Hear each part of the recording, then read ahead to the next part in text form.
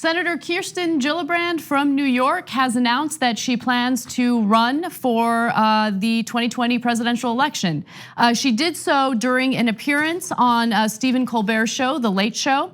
And she said, quote, "I'm going to run for president of the United States because as a young mom, I'm going to fight for other people's kids as hard as I fight for my own, which is why I believe healthcare is a right, not a privilege." She also said, "It's why I believe we should have better public schools for our kids. It shouldn't matter what block you grow on. I believe that anybody who wants to work hard enough should be able to get whatever job training they need to earn their way into the middle class." Now, just a quick note on healthcare. Back during Obama's administration, when he was pushing for the Affordable Care Act, Kirsten Gillibrand did in fact join the so-called Blue Dog Democrats in fighting him on that. And these are all things that will be hashed out as the primaries move forward. But I do also want to quickly make a note about the type of news alerts I received about her announcement. So if you just juxtapose what I'm about to read to you with what we've heard about Elizabeth Warren, Bernie Sanders, progressive candidates, you'll notice a pretty significant difference. So for instance, Vox's news alert said, quote, "Senator Kirsten Gillibrand, a longtime advocate for gender equality and Me Too, is forming a 2020 presidential exploratory committee." And that sounds pretty positive. It was very positive, which is fine, okay. And the Washington Post, Senator Gillibrand to run for president. She enters the Democratic race with a focus on gender issues. I remember the same things that they said about Bernie Sanders. Bernie Sanders enters the 2016 race with a focus on fighting for the middle class and combating income inequality and fixing the problems in our country. Oh yeah, that's what they were all about, right? Or maybe they wrote over a sexist Bernie Sanders dares to run when he's obviously too old and has all these other problems in his past, right? Yep. So, and I said, look, Warren announced negative stories. Bernie Sanders has not even announced a negative story after negative story. And the list goes on when it comes to progressives. And I said, well, I said it on the show yesterday. Let's wait.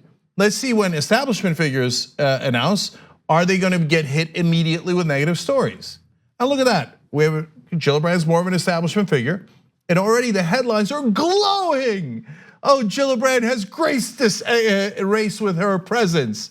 On Bernie Sanders, my favorite line out of all the different hatchet jobs in just the last couple of weeks was, so much of the Democratic Party has already adopted his positions. So hasn't he become irrelevant by winning so much?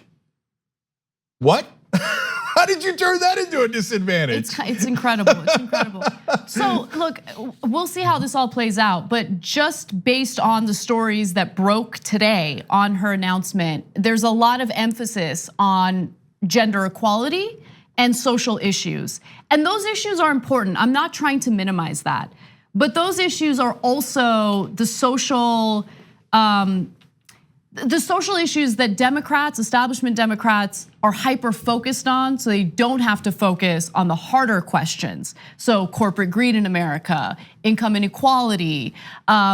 She did mention healthcare, so I give her credit for that. But universal healthcare, holding private insurance companies accountable. Those are things that people like Hillary Clinton did not focus on enough, and she relied heavily on the fact that she was a woman who was pushing for gender equality. We're seeing similar language from Gillibrand right now. It might change, but it's something to keep an eye on moving forward. Okay, so look, a lot of the candidates are complicated, and so I don't want people to oversimplify. So is Gillibrand bad on all the issues because she's an establishment Democrat? No, not at all. And I actually think that her fight to advocate for survivors of sexual violence is fantastic. And you might say, hey, that's a layup. That's pretty easy if you're a Democrat. But hey, she took it on and she did it.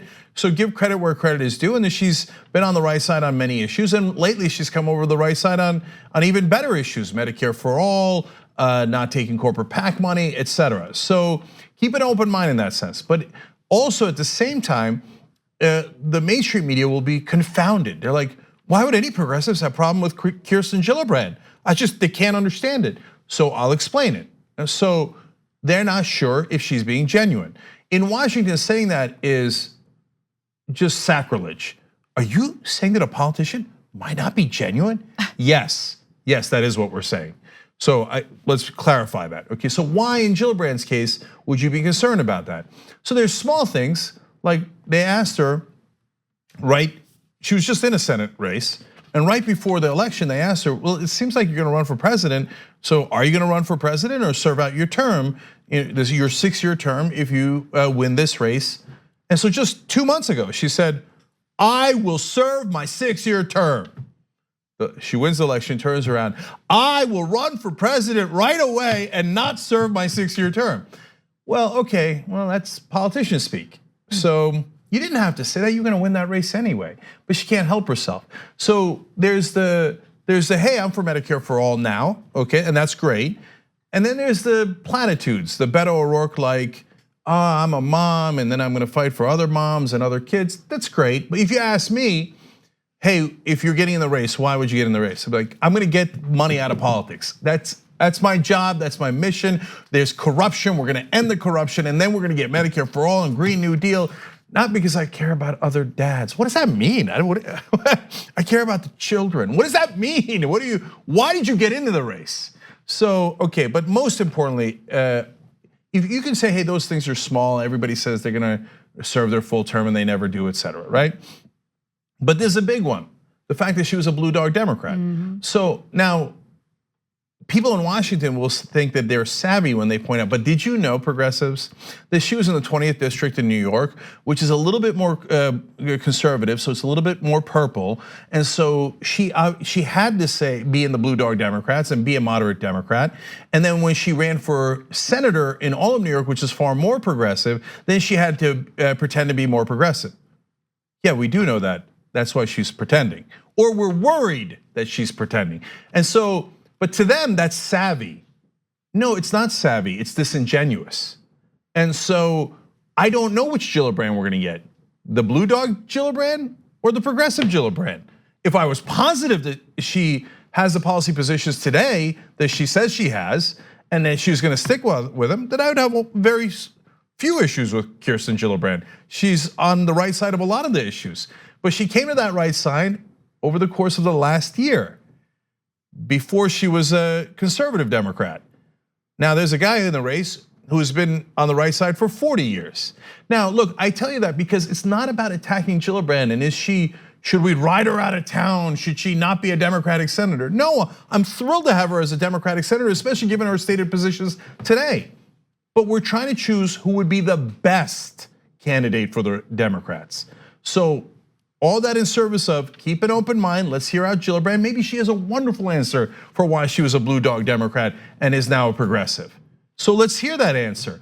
But if you come into it with a note of caution, well, that would be understandable given the track record. And to be clear, you should come into this election with a note of caution in regard to every single candidate. You should have a healthy level of skepticism when it comes to the proposals that these politicians claim they support. I think one of the biggest mistakes anyone can make, and this mistake happens in every election cycle, is assuming that you know the candidate, that you know the politician.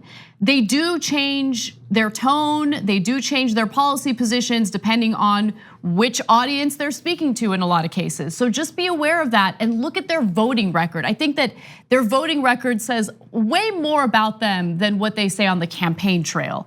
And more importantly, I think that since this is her announcement and she decided to be hyper focused on social issues and gender equality as like her initial platform position, I think it says something. That's what she wants to focus on. That's what she wants to be known for. It's not about income inequality, and I think that that might say something about what she really represents. But who knows, I could be wrong. I just know that if I were gonna announce that I'm running for president, I would want to have my most important policy position front and center from the very beginning. And so look, last two things on this. To Anna's point, I think that I was not careful enough about Beto O'Rourke when he was running the Senate race. And I want to talk more about that in the postgame because it's a long topic. So tyt.com/join to become a member and we'll talk about it. I want to spend some time saying what I got right and what I got wrong in that Senate race with Beto O'Rourke and why we got to be careful about politicians. That's absolutely true. And the last thing is, if a lot of times establishment Democrats will twist what progressives said completely around. So Anna is concerned she's putting out, the Me Too movement as her primary issue. Is that because they will then twist it and say, oh, you see, that Anna Kasparian doesn't care about the Me Too movement? No, it's because we assume that the Me Too movement is obvious. Yeah. I mean, fighting against sexual violence is obvious. That those should not be difficult positions in the Democratic Party. Exactly. Those should be givens. Those are table stakes. If you're not on board for that, we got no interest in you at all. So it's, to us as progressives, it's a little like bragging about, I'm also in favor of oxygen. I believe in breathing. Of course, now let's get to the hard part. Like what you see? Click the subscribe button below and don't forget to ring the bell to never miss another video from the Young Turks.